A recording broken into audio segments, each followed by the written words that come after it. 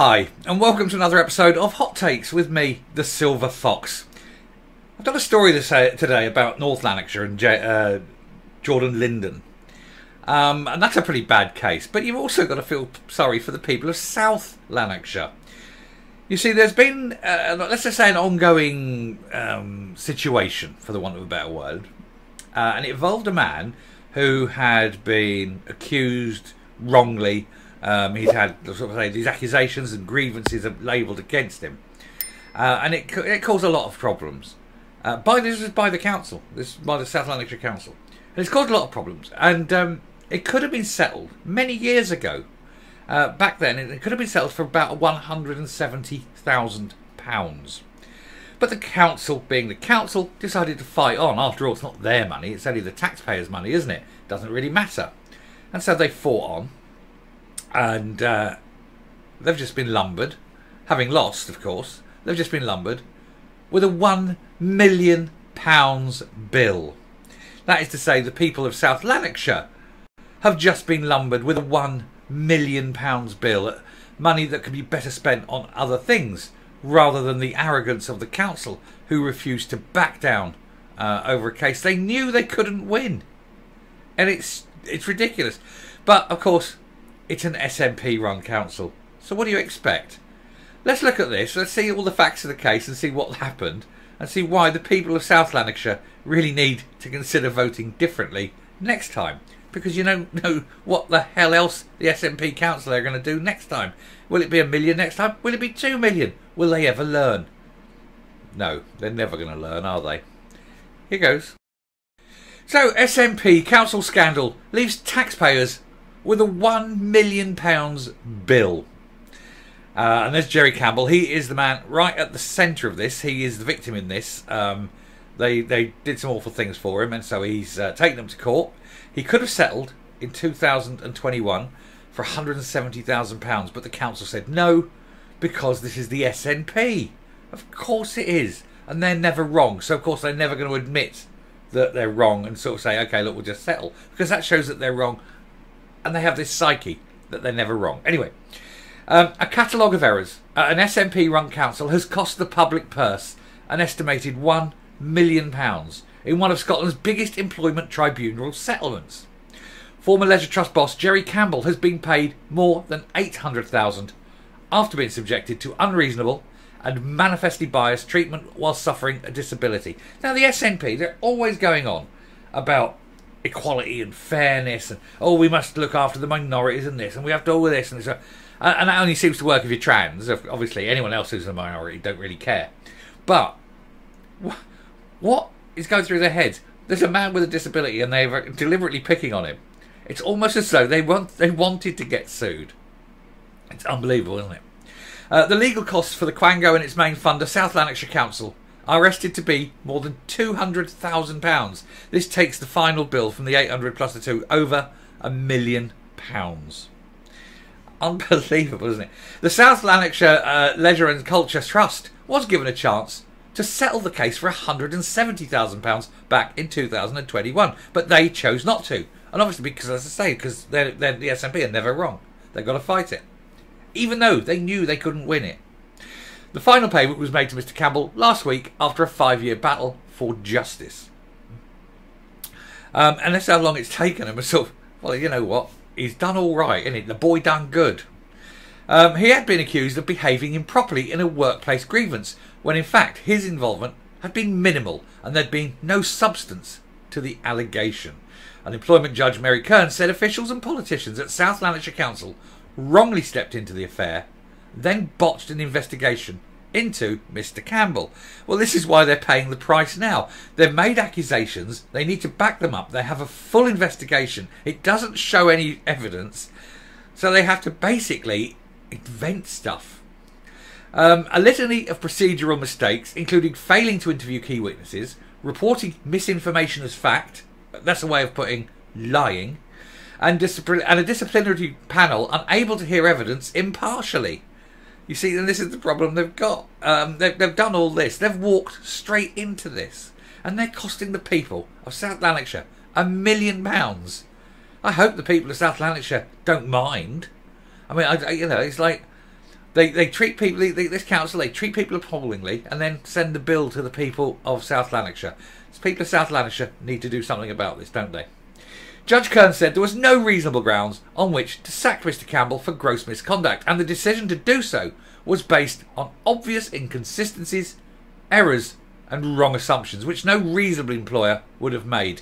We're talking here reasonable employers. This is the SNP. There is no reasonable in the world, to deal with the SNP. They're completely unreasonable in everything.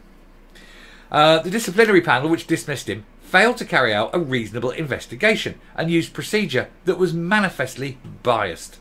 The council was SNP run at the time, but it is now under Labour control. Mr Campbell told the Herald, "I was put through the most appalling investigation and fault-ridden disciplinary process that led to my dismissal. It's taken close to 5 years to reach an outcome for what I was put through. I was forced to seek professional help due to the impact on my mental health." I bet you were. But this is the SNP. They grind you in the hope that you give in. Well done for you for not giving in. And well done for pointing this out and showing people exactly what they're like. He said, "With the help and support of my wife and family, the former SLLC chair, Councillor David Watson, and many former colleagues, including my lawyers at Harper McLeod, I was determined to hold them to account for what they did to me and the organisation. I was fortunate to have the financial resources and support network to pursue this course of action and have contained a convincingly favourable judgment at an employment tribunal." And it's absolutely fantastic. And they're just sort of saying who he is in a bit, but we'll go through here. The 33 million a year charitable council offshoot, this is the where he was working, is responsible for running the authority's sports facilities, parks, theatres, libraries and museums, with the council its principal funder. In 2016, a series of traumatic events, including his father's cancer diagnosis and his wife needing a liver transplant after an autoimmune disease, led to his own health deteriorating. The following year, he became diagnosed with stress and anxiety, suffered sleeping and memory problems, became withdrawn and struggled with aspects of his job in a downward spiral. You can understand with all these things going on in your private life, yes. Anyway, this amounted to a disability under equality law, and so his later mistreatment was classed as discrimination. And the great thing is, once you break the Equality Act 2010, that is one of the most powerful pieces of legislation on the books. The punishments for breaking that are much higher than sort of a normal case. And that is what's happened here. It is unbelievable that the council should know this. They have lawyers. The lawyers would have told them, if it's discrimination, you're going to lose. It's as simple as that. Anyway, in July 2018, an SLLC worker raised a grievance which contained complaints about the senior management team, which included Mr Campbell. The council was informed and started to give SLLC legal advice that conflicted with the trust's own legal advice. Given SLLC's arm's length status, Mr Campbell queried this during his brief role in the grievance issue, as did Councillor Watson, who pushed back against it. And the council's political executive, which included the then SNP leader John Ross, SNP deputy Maureen Chalmers and SNP business manager Peter Craig, then decided to remove Councillor Watson as chair, leading him to quitting the SNP and protest after 36 years as a member. This is what the SNP do. They don't like it, they get rid of you. Oh, they'll suspend you, they'll do this, because they don't want to face up to the fact that they've got something wrong. All the time. They do everything other than admit they've made a mistake, because they're perfect. They are perfect creatures who never, ever get things wrong.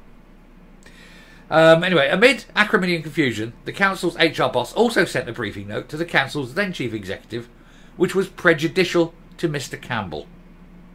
It tainted the panel that sacked Mr Campbell from his £90,000 a year job. And in November 2018, on a day Mr Campbell's wife was due to see a liver specialist after a prolonged bout of sepsis, the council's HR boss called Mr Campbell at 7:45 a.m. and read out a series of misconduct allegations against him and asked for a response.